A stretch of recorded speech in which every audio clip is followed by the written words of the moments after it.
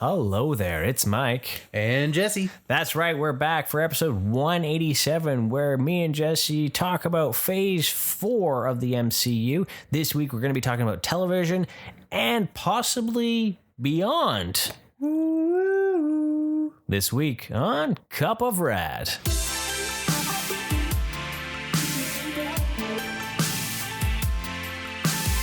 All right, so we are back. Jesse's had like 46 beers. I think he's ready to go. I'm just so happy to be here right now. I figured. This is the best. I'm fine. Don't worry, guys. I will give you a clear and level-headed analysis of all things related to Phase 4 going forward. So as we discussed in the first two episodes, we kind of detailed everything that had come theatrically. We hadn't really talked anything about the television on Disney Plus. The one movie that we, of course, cannot talk too much about is Black Panther: Wakanda Forever. And that is simply because we are in the movie and have signed an NDA. That is, yeah. So you are just going to have to wait, I'm afraid. I'm sorry. But what we can say right now is that Jesse is actually Namor. Yes. Yeah. That is him. That is him in the movie. Yes. And Mike plays a rhinoceros. Yeah. So it's been my dream ever since Ace Ventura, When Nature Calls, to play a rhinoceros. Yeah. And, when they asked me, hey, do you know anyone who'd be interested in playing a rhinoceros? I'm like, I know the perfect guy. Yeah. Like he was made for this. He's been dreaming about this his whole life. Yeah. I look it too, right? Yeah. Just a little tank with it. It's basically a Triceratops, but it's not a dinosaur. Now, those of you who have seen the trailer are probably thinking, after all these episodes on the podcast, I've stalked Jesse on social media and he looks nothing like the Namor in the clip. But that is the magic of CGI, my friends. Yeah. I mean, there was a lot of motion capture. I specifically asked them to make me a white man with pointy ears. Thematically, I thought it was more appropriate. Yeah.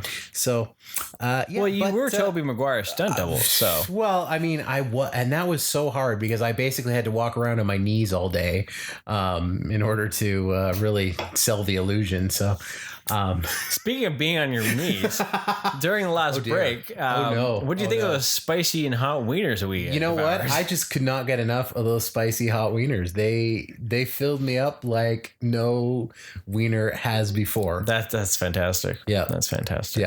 Yeah.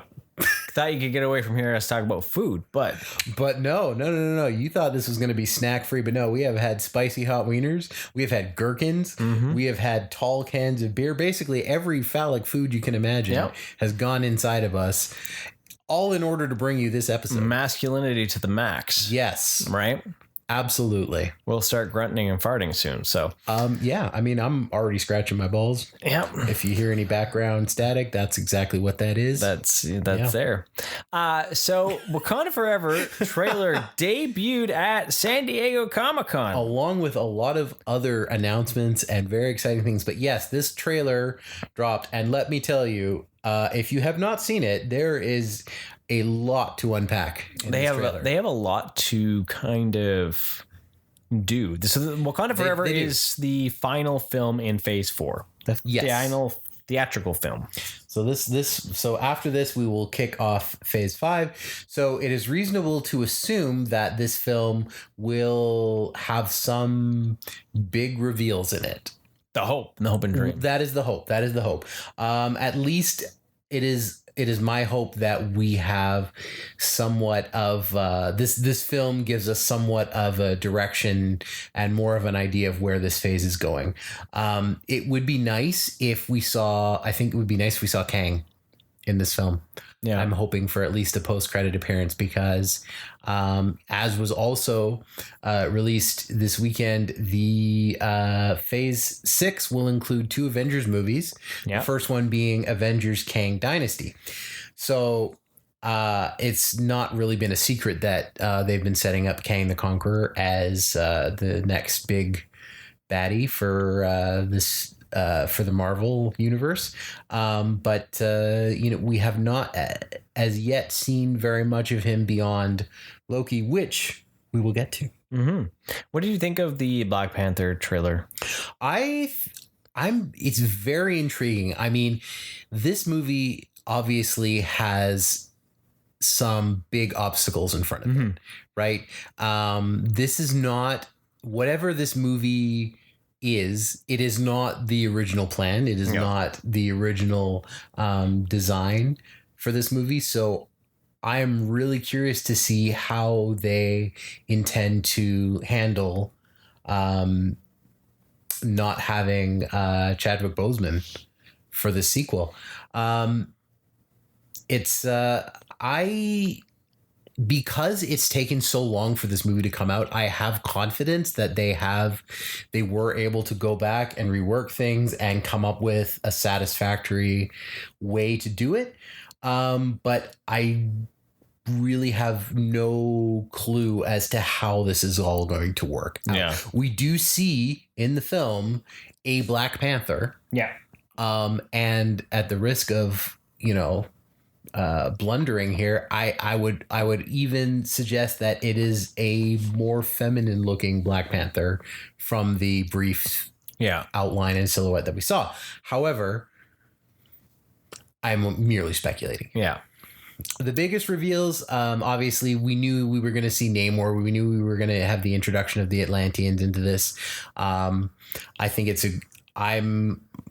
we're going to see some interesting things come of that, because you're basically dealing with two very powerful civilizations in the Marvel Cinematic Universe, and it is pretty obvious that there is some sort of conflict brewing. Yeah. So.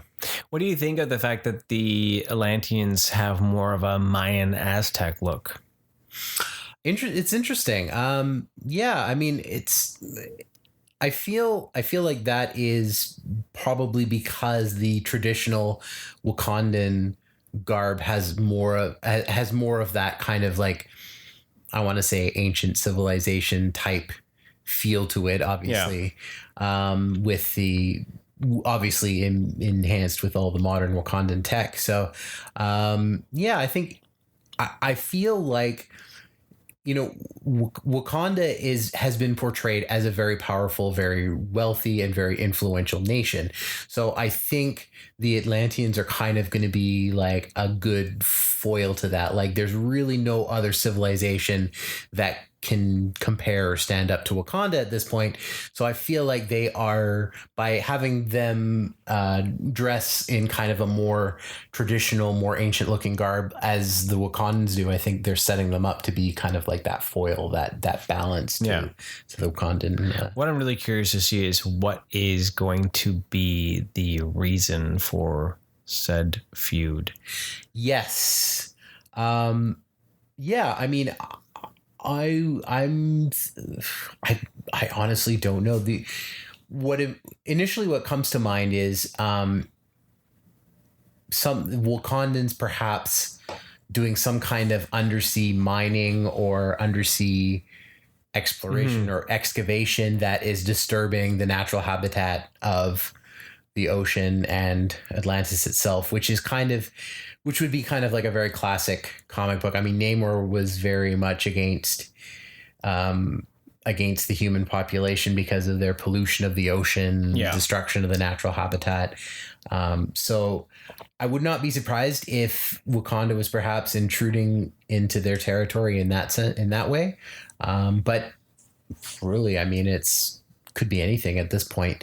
I feel like, closer to, we'll probably get more of a, this is a teaser trailer. We'll probably get more of a storyline trailer. Yeah, because it doesn't come out until November, right? Exactly. So we're still quite a ways out. So do you think they're going to stick with Namor's origin of being the first mutant? That's a really good question. I mean, we have seen precedents for mutants already now with within the television series and other little tiny little hints here and there. So it is entirely possible. But again, Marvel is not nothing is really ever set in stone when it comes to origins and things like that. So we will see. I would love that, because I think the more we shift towards mutants, the closer we get to that X-Men movie that we all secretly deep down desire because of our need to see a man in yellow spandex with claws. Yeah. So I certainly hope that they keep the mutant aspect for sure. Yeah. Well, I know the rumors is that the first movie for the X-Men are actually going to be called The Mutants. Yes, I saw that too. So that's really interesting, because just for the sole fact that the word mutant has now been thrown out there, right? So that's going to be interesting, and it also implies that, you know, perhaps we're not going to have a movie right off the bat with a unified team either, right? Like it almost implies not so much an origin story, but maybe an origin of the team story, like almost on the sense that, you know, Avengers, there was a plot that brought all of them together. Perhaps we're going to see the same kind of treatment with the mutants in this case. So. I'm curious to see, because I know one fan casting is Taron Egerton for Wolverine. Oh, really? The guy from Kingsman? Yes. I also heard Daniel Radcliffe. Yeah, he debunked that pretty quickly. But Egerton actually says that he has met with Marvel for a role. Interesting. He actually confirmed that he has actually met. He's really young. Like that would be very bold. But, you know, I can see them doing that, going with a really a much younger actor, because, you know, like you said before, get some longevity. You get longevity out of it, right? And Egerton does have that more. Does have, like, he's got action chops, and he does have more of a diminutive figure too, right? Which is more in line with the true Wolverine. So there's tons of people I know they're talking about trying to fit in places. I know Ryan Gosling, I know Fag has said that he wants to find a role for Gosling, right, which I thought was interesting. We watched The Gray Man, and I was thinking, you know, it'd be hilarious is cast one of the most likable Hollywood actors as Cyclops. Gosling as Cyclops. Right? Because you want to hate Cyclops, but Gosling he's quiet. He's got that quiet. If you watch The Gray Man, you'll see it. I have it on my list. If you watch that, we're going to review it. We've already reviewed it. So. Okay, well, I better get on that. But he just has that real quiet demeanor to him. And I almost could see him as a Cyclops.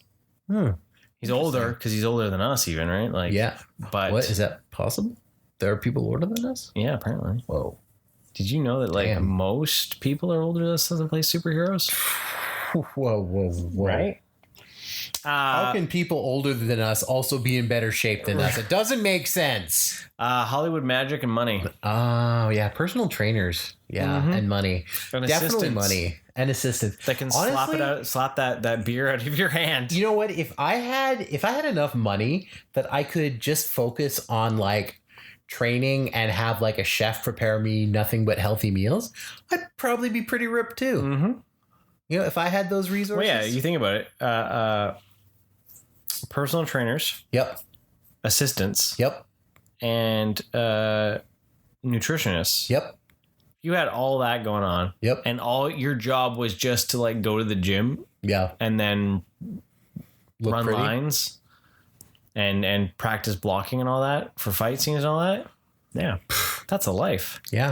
I know it's not Marvel related, but like when Henry Cavill talked about Superman, he talked about the fact that, like, he didn't eat anything unless it came from the nutritionist that went to the assistant. I'm not really comfortable talking about DC actors in this setting. I know, I'm just saying. So like that idea, that, like, he was not allowed to, if his assistant didn't give it to him, he didn't eat it. He also, like, was told when to sleep, like, you know, and, like, forced to go to bed, right? Because you need like 12 hours of recovery time. Oh yeah, because you're putting your body through hell, really. So when you think about those kind of things, like that was interesting was watching the Gray Man. Like he's still in incredible shape, but Chris Evans is so much tinier than he was when he was playing Captain America, right? But still in incredible shape. Well, I mean, have you seen Ryan Gosling as Ken? Oh God, that's insane, right? Right? Like that's not putting some kind of precedent on men. No, he is of course not. Cut.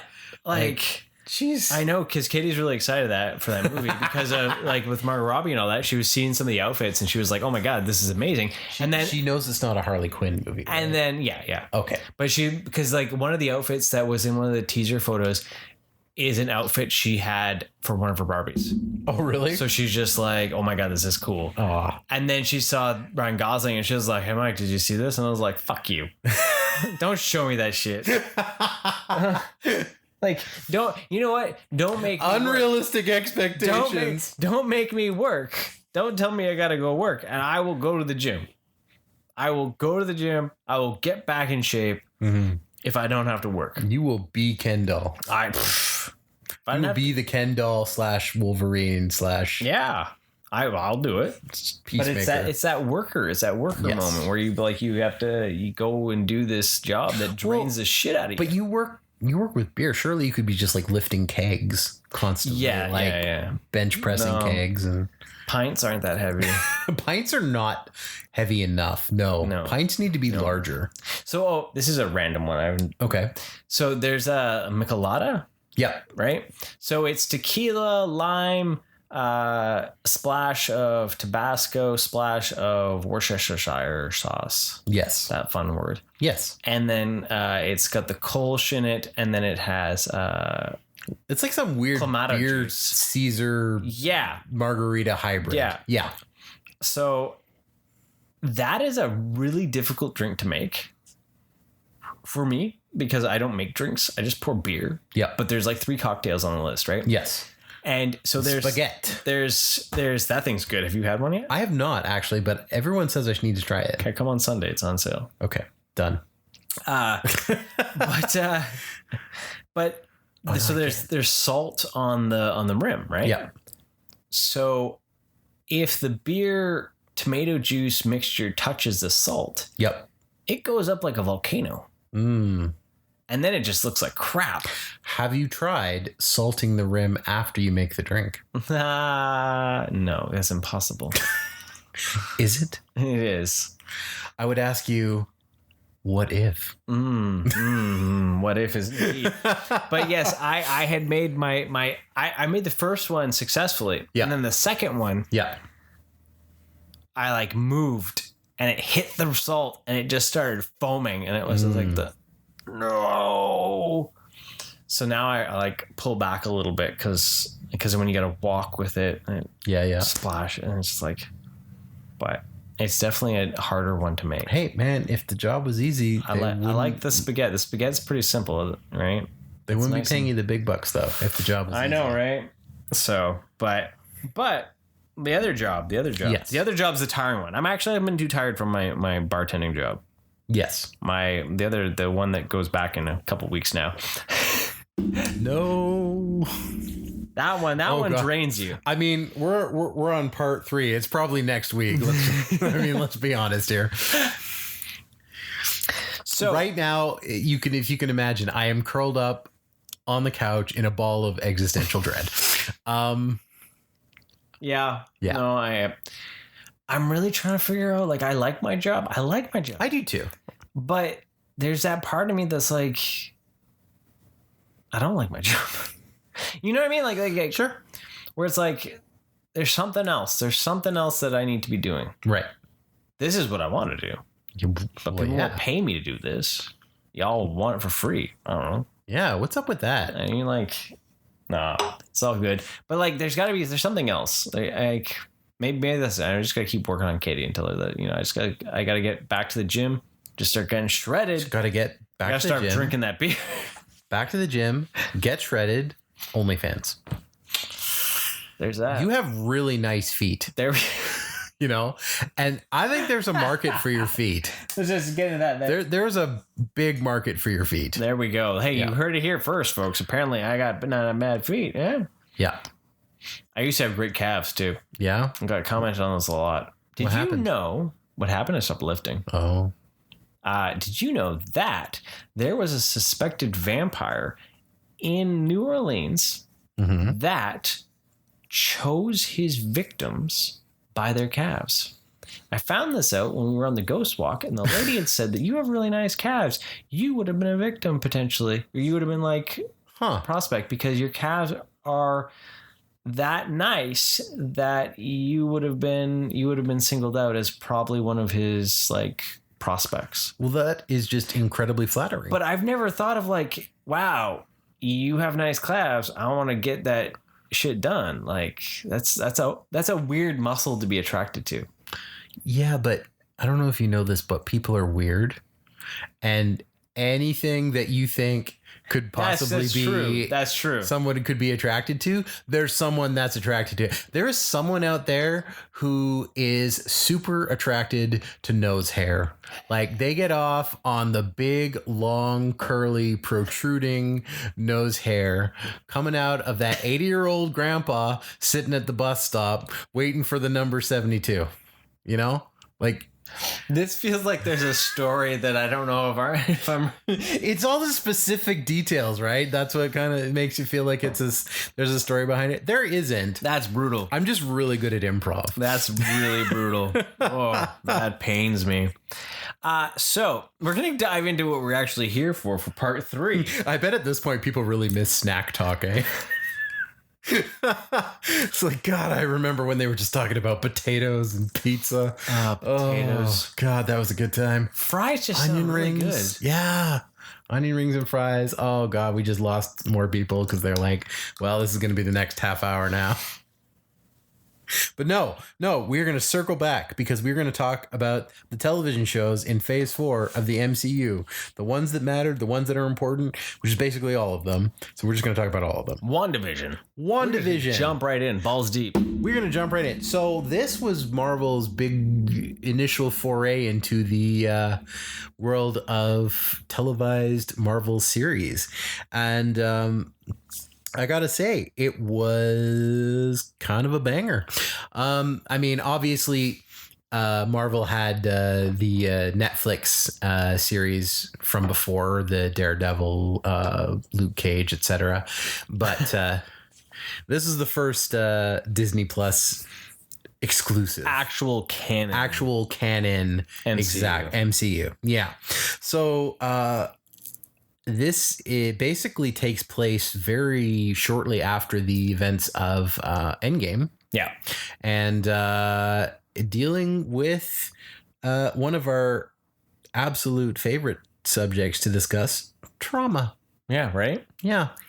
There's a lot of actually that in this. There is a whole lot of phase. And a lot of that has to do with the blip, right? Because a lot of these, especially more so the TV shows than the movies, there's still a lot of these TV shows are dealing with the aftermath of the blip, which was a very traumatic experience. Yeah.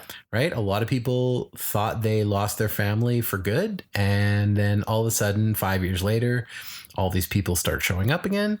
And it's an adjustment for everyone. It's adjustment for the people who were away because the world is a completely different place than what they left. And it's adjustment for the people who essentially had 5 years to move on with their life. Yeah. And are now dealing with the return of all these people.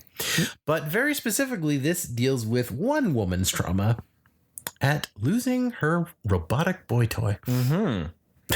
The ultimate in, This was a cool series, though. This was a very cool series because you watch the first episode and you have absolutely no idea what's going on. Right. And it's not one of those shows where they just give you like a information dump. You have to commit to slowly unraveling the mysteries of what is going on. And each episode got longer and longer and longer as time went on, because each episode is based off of an era of sitcom. Yes. That she in turn watched with her family. So it's her nostalgia hiding what she's feeling. I think that was very brave of them as a company to be like, Absolutely. hey, we're going to do this Dick Van Dyke, I Love Lucy, like kind of get up right off the bat. Yeah. Right. And I think that was because it wasn't until like what, episode 4 that we got what the real world was seeing. Yeah, I think you're right. It was it was a very slow. How many episodes? Was it 6 episodes or was it 8? I don't remember. But there, yeah, it was a very slow progression, and you really, it does a wonderful job of just getting darker with every episode, and really kind of 9 episodes. Oh, it was 9 episodes. Okay, so 9 episodes. Which was pretty long for a Marvel series. A lot of them are cap out at 6. So. Yeah, because it started off with like 30-minute episodes. Yeah, that probably has something to do with it. So, but yeah, it was so different from anything we'd really seen from Marvel. And as you said, I think that was very brave because a lot of people went in probably expecting it to be, basically like an extended Marvel movie. And in a lot of ways, it was a lot deeper. Yes. There was a lot more character development, and it was very interesting. Very interesting to see. This was one that is near the top of my list of enjoyed. Yes, Marvel ones. same.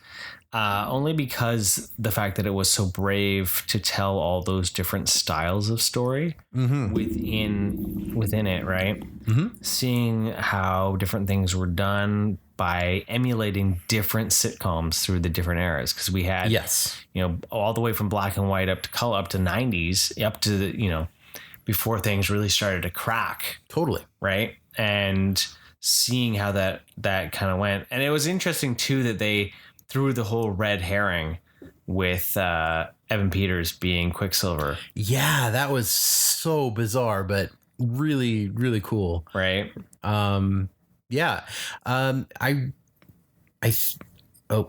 had a thought and I lost it. Well, do you ever Carry on. Do you ever think that was like not a like a big F you to fans, but like almost more of like the, we know you want Quicksilver. It was cheeky for sure. I think there was definitely like a cheeky vibe to it. Right. And even for him then to come in and do it and be like in on the joke. Yeah. Right.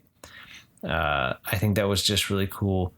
But yeah, in general, it was really interesting to see. And it was the first big kind of show of Wanda's powers. It was in anything, because we really hadn't seen her powers other than that she did some kind of and this was something that was not only like a huge a huge thing to do, but it's a huge thing to maintain. Yeah. Right.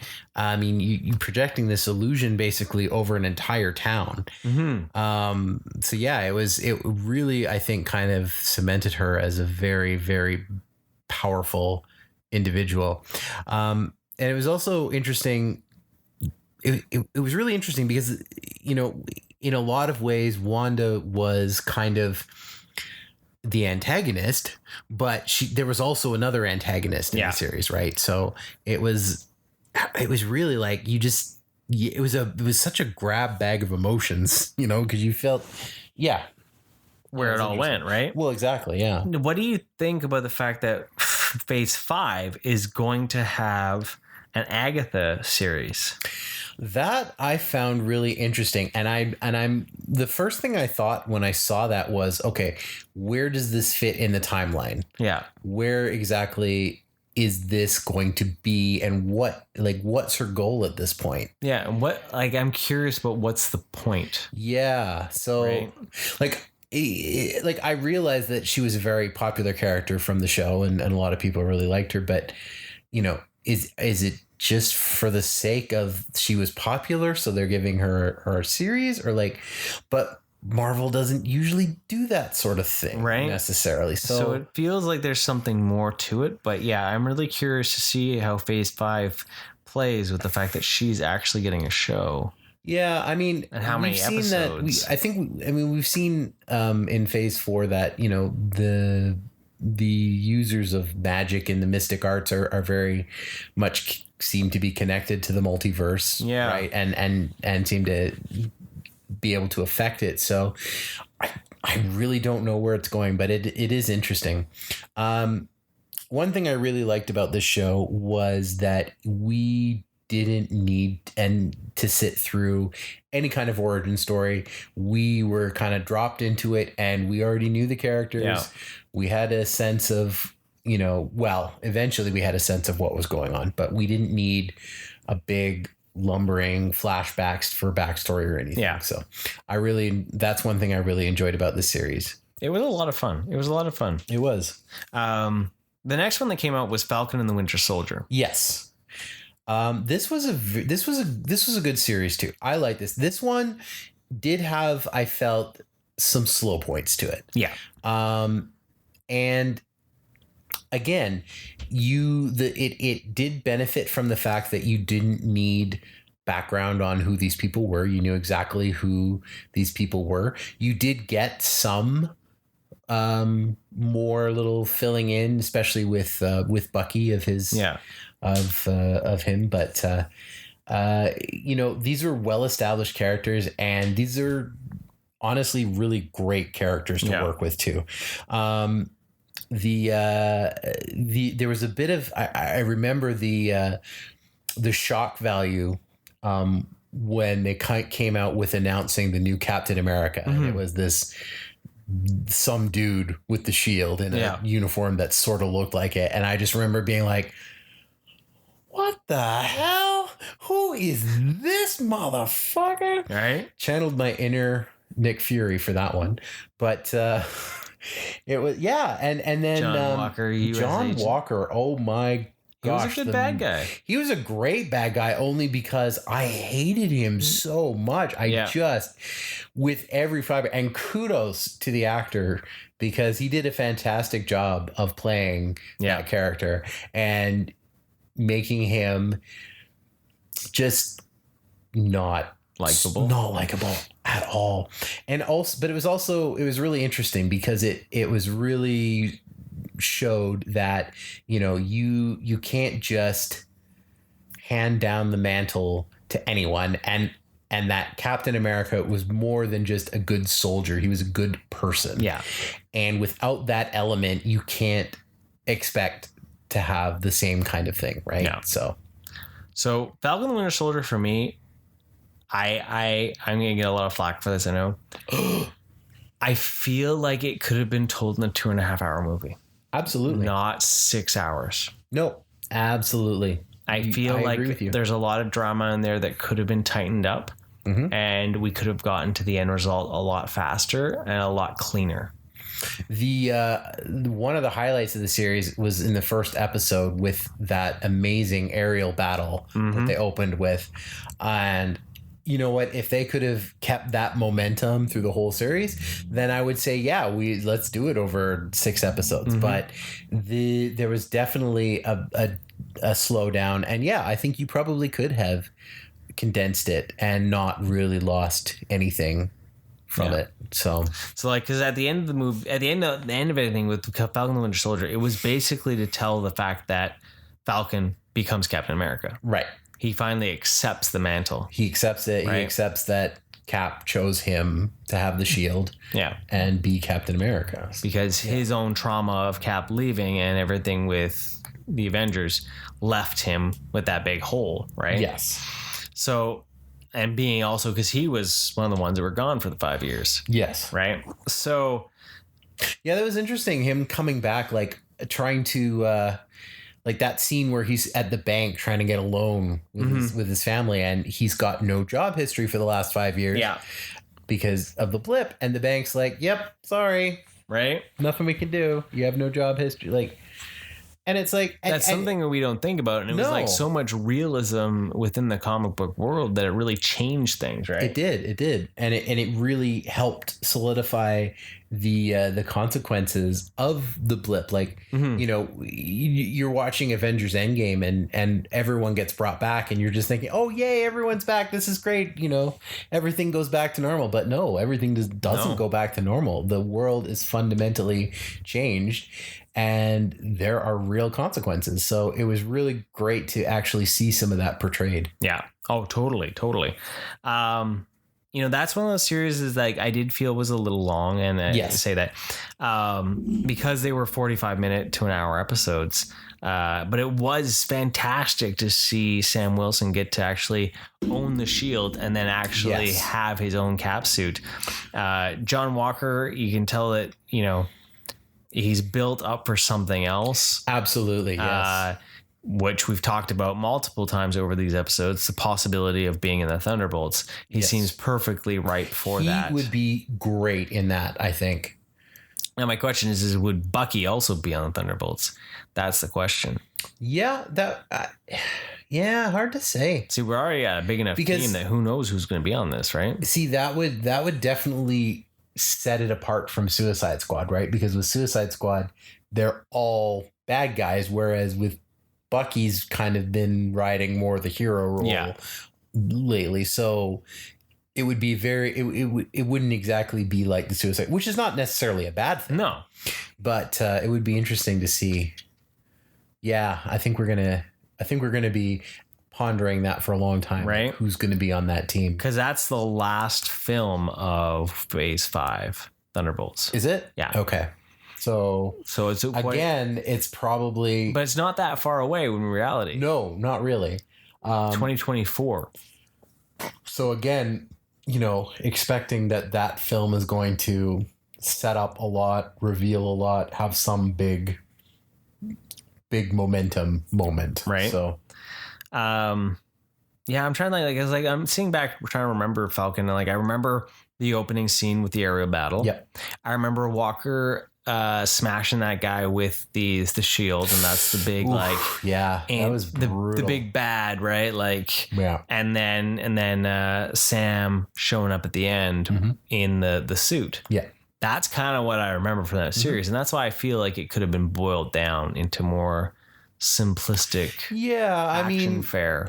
I think they tried, like there was the kind of the super soldier terrorist group, right? Yeah. That was a big part of it. And I think they tried to, I think a lot of time was spent trying to build sympathy, like make them less just the big scary bad guy and more and humanize them. Yeah. And you know, it's fine, but like you said, I really think you could have boiled it down to a much shorter thing and still had the essence and still gotten across what you needed to get across with that. So. Yeah. From that, though, we are getting Captain America 4 or yes, Captain America Sam Wilson's New World Order. Not much is known about that. The director was just announced. He did the Netflix Cloverfield movie. Oh, yes. What's his name?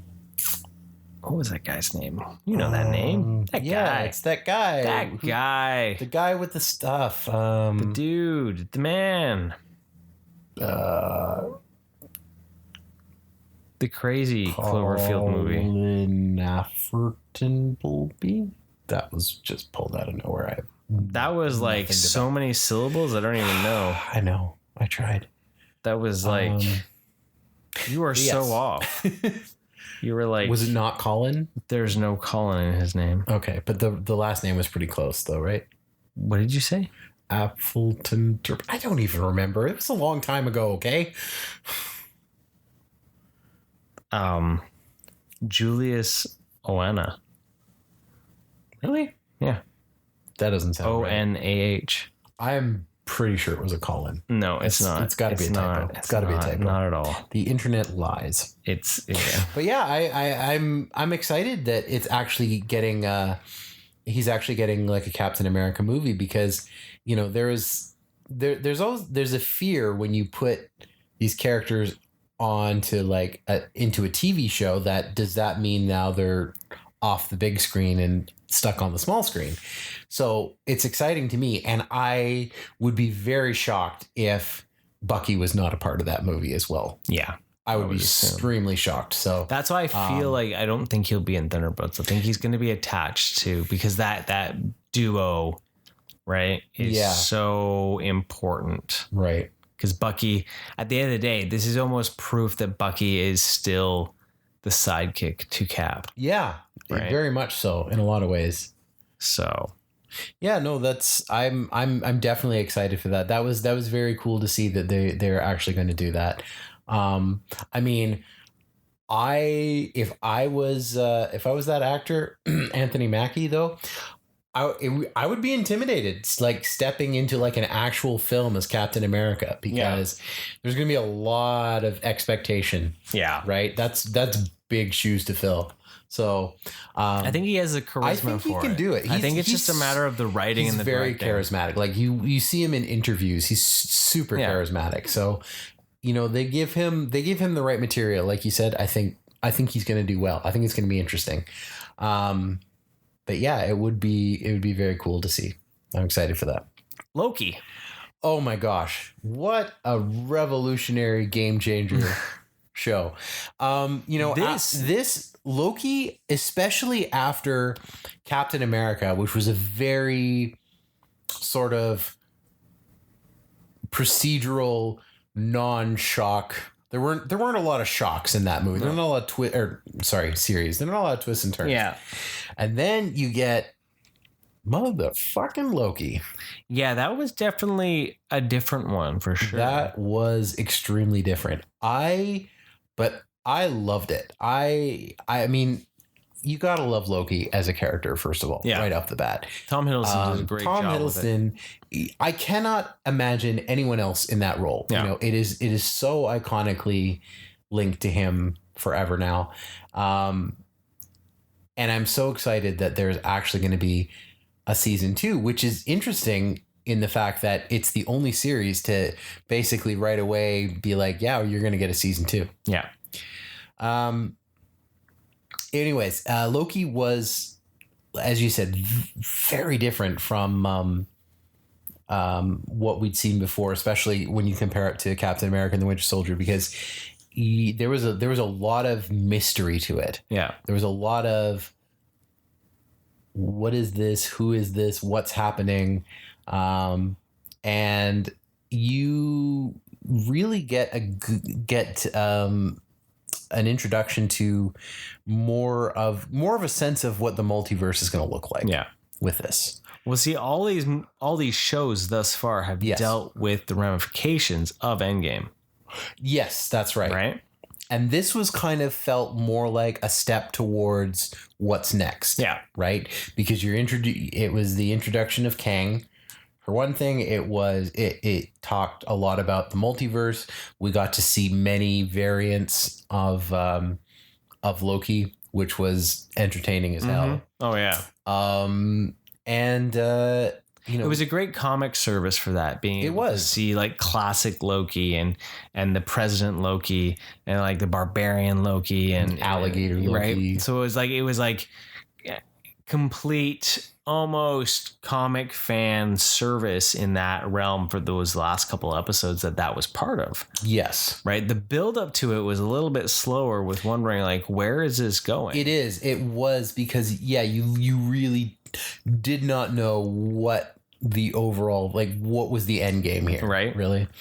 So it was interesting also bringing in, like, say, Owen Wilson, and not necessarily using as much of his charisma as used to seeing, right? Yeah. More straight laced, like very much focused, so. Right? Yeah. So I thought that was quite interesting. It was fun actually getting Tara Strong as Miss Minute. Yeah. That was a neat little like side kind of. Oh, for sure. Yeah. But you're right. Loki is the first one out of all those that really kind of propel forward with the multiverse, because Loki is an introduction of Kang. Yes. And played by Jonathan Majors. Yes. Right. And that is where we also learn that there is multiple Kangs. Multiple Kangs out there. Yes. Right. So. And some of them are up to no good. Right. Yeah. So it's kind of an interesting, divergence. Yes. To open up that whole multiverse, because up to then there hasn't really been any multiverse talk in the movies, right? No, no, not so much in the movie. There was some talk of multiversal stuff in WandaVision, right? Yeah. Especially towards and we the had, end. of course, the tease at the end of 3, And we had the tease, the yes. possibility of Mysterio is from another universe, Yes, which turned out to be false. yes, But there wasn't. This is the first time we actually got to almost see it, mm-hmm. and it was like that concrete moment. Yes, especially with having all those Lokis hiding out. Right. Yeah. No. Exactly. Right. And it's interesting too, like the idea of these variants, Mm-hmm. right? Because we have seen so much more of the multiverse now, and there's this concept of variants. We haven't really seen anyone refer to, like in Doctor Strange, for example, they don't really refer to them as variant doctors, just different Doctor Strangers, right? Which I think actually speaks to the more of the sort of very clerical nature of the time. What's it called? The time TVA. Yes. Right. Like they're very clinical. They're very clerical. Yeah. They're very, they're a government branch, right? Basically. So, I feel like everyone else is a little less stick up the ass about the multiverse, right? Created by a Kang that wanted law and order. Well, yeah, exactly, right? So that's what's interesting to see that, right?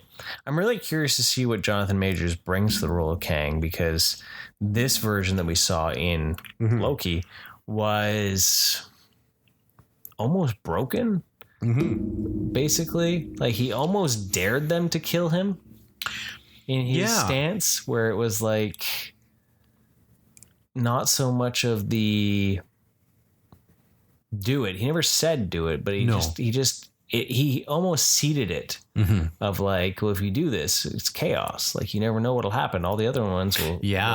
I've kept them all at bay, or I've killed them off, or I've done all these things. Like kind of, it's like putting the seed into a character that is built on chaos. Yes. And not expecting to actually pull through with that chaos. Like, you totally know that it was like, well, of course we're going to kill you because you're screwing up my life. Like, right. So, and Sylvie was a very interesting addition. Yes. Being that was a female Loki, right? That made for a very at times uncomfortable romantic entanglement. That whole idea that and that showed him was his own arrogance, that feeling of like he would be willing to enter a romantic relationship with himself. Yes, shows that and he's very selfish. Well, that's just it. Like he does everything in his power to help and, save her. And ultimately you realize he's saving himself, right? Like it's completely, like you said, it's completely selfish, but could you do that? Could I do what? Could you, if you enter the multiverse? Yes. Oh, but a definite yes. No. I'm saying. I thought you were like definitively saying yes. I would have sex with the female version of myself. The female version of myself. I mean, from another universe. I mean, that's such a complicated question. I feel that would be weird. Yeah, because I don't think I could do it. What if you get yourself pregnant? I mean, is that incest? Is that incest? Because I mean. You're technically, I don't know if it's genetically related. I guess, yeah. Genetic from a genetic level. If you boil down to the purest form of it, yes, you're sharing DNA, so it technically would be in a form. So that would just be wrong. It would. It would. But I'm glad we cleared this up. But yeah, no, I don't think I could. You know what? Honestly, I don't know if I could pull me. I just don't know. I'm like, I'm not sure if the pull was the right word choice. But fair enough. That's something. If you found your multiverse variant that you were had a female version, would you do it? Let me know in the comments, or email me or something, because I'm curious to know if you would be like, if anyone out there would be like Loki and just be like, "What up? I'm down." I mean, to be fair, he did spend time and develop feelings, right? It's not like just like, oh, hey, you're hot, I'll do you. Oh, well, yeah, but still, right? Like, still, it is still yourself. I would like to. I would want to spend time with myself, woo myself a little. What if your female self hated you and wouldn't fall for your own? I wouldn't be surprised. Most females hate me, so it's just be kind of par for the course at this point. Nothing like getting rejected by your multiverse self. Fair enough. You're not really my type. Really? Are you sure? That's fair. That's fair. Oh, it's not you. It's you.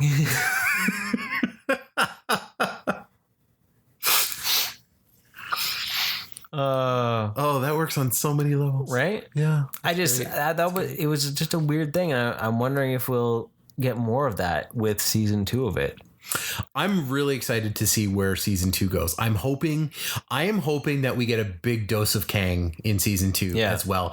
I am hoping that Loki is going to take that and then seek out other Kangs, if not for nothing else, if just to get more answers, right? I like that is my hope, that we get a big dose of Kang, because I'm really interested to see the different versions of him. Like I want to, I have this fantasy where it's like we're going to meet all of these different Kangs, and all of them are going to have like Cowboy a piece to Kang, the puzzle. Robot Kang. Yeah. Gigolo Kang. Chef Boyar Kang. Yeah. Fair enough. Yeah. I mean, Trump Kang. Let's see Trump Kang. Why not? Let's do it. Oh, that's going to get Tiger dark. Kang. Okay, I need to see Tiger Kang now. That needs to be a thing. I'm sorry. We got to make this happen. I know what play you're going on that with too. But yeah, that'll be interesting to see. Like, I don't know where that all will go for sure. Like it's definitely a different one. The fact is, we are at still in the early stages of the whole multiverse saga, right? The first 3 phases were the Infinity Saga. We're now, as we've learned, in the multiverse saga. So there is so much to come that we really can only make speculations of at this point. That's the thing, though. Like, looking at the list of what's coming in Phase 5. Yes. We've got Ant-Man and the Wasp in the Quantum Realm. Yep. Loki 2. Guardians 3. Yep. What did I write there? I don't know what I wrote there. Secret Invasion, Echo, Agatha, Daredevil, Captain America, No Way Home, Ironheart, Blade. Yep. And is that all Phase 5? Really? Yeah.